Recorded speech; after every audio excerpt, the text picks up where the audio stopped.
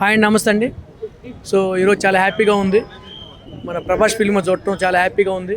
So Prabhas film మనం ఎన్ని రోజుల నుంచో ఎదురు చూస్తున్న కల్కి మూవీ. సో ఈరోజు అశ్విన్ గారికి ప్రతి ఒక్కరు కూడా ఈ తెలుగు ఇండస్ట్రీ రుణపడి ఉంటుంది.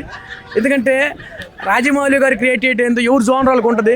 రాజమౌళి గారి సినిమా అంటే ఏంటి, తర్వాత కొరడాల సేవ చాలామంది ఉన్నారు మన ఆర్టిస్టులు, మన డైరెక్టర్స్ వాళ్ళు ఎవరు జోనర్ వరకు ఉంటుంది. సో కొత్త వరకు కూడా నేను సృష్టిస్తూ తయారు చేయడంలో అశ్విన్ గారు సక్సెస్ అయ్యారు చెప్పుకోవచ్చు. ఇది ఏంటంటే ఇక్కడ కల్కి ఫిల్మ్ని దీన్ని చాలా విధాలుగా ఊహించుకున్నాం. మన గతంలో కల్కి అనే పాత కల్కి టైటిల్స్ కూడా చాలా ఇనున్నాం. సో ఇక్కడ ఏంటంటే మానవ మనుగడ కోసం మనం ఎన్నో కల్కి అనేది మన మన మన మనిషి తయారు చేసుకున్నటువంటి అంశం మన జీవన విధానమే కల్కి అన్నమాట. సో మన జీవన విధానంలో చాలా మార్పులు చేర్పులు ఉన్నాయి.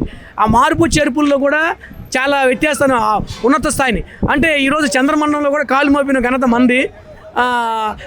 ఇంగ్లీష్ ఫిల్ములు చూసుకుంటే ఇంగ్లీష్ ఫిల్మ్ స్పైడర్ మ్యాన్ కాడి నుంచి టెర్మినేటరు ఇక చాలా ఉన్నాయి అనమాట. ట్రాన్స్ఫార్మరు ఇవన్నీ కూడా ఏంటంటే వాళ్ళ హైప్స్ కోసం ఎన్నో చేశారనమాట. సో ఈరోజు ప్రపంచంలో మేమేం తక్కువ కాదని తెలుగు ఇండస్ట్రీ RRR తోటి కానీ బాహుబలి తోటి మనం ప్రపంచ రికార్డుని ఆస్కర్ దాకా వెళ్ళినటువంటి ఘనత తెలుగు ఇండస్ట్రీది. సో ఆ ప్యాటర్న్ అంతా కూడా ఈరోజు గుర్తు చేసుకొచ్చారు మన అశ్విన్ గారు.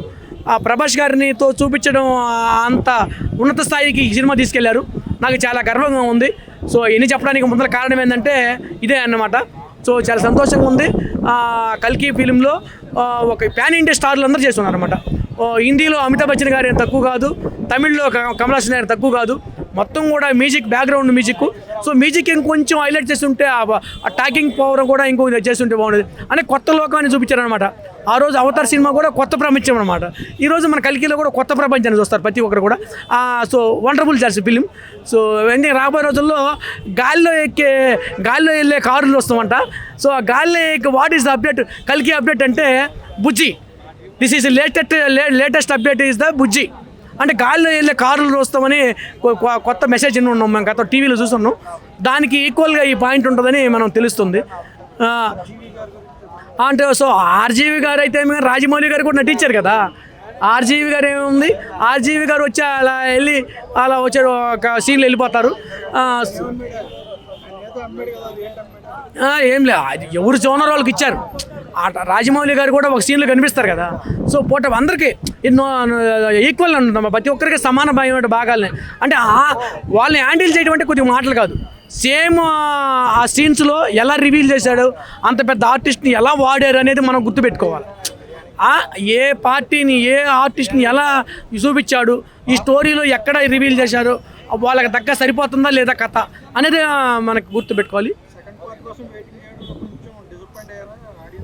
లేదు ఆడియన్స్ ఏమో కానీ నేనైతే సెకండ్ పార్ట్ అనేది నాకు కొంచెం అనిపించింది. అంటే కొంచెం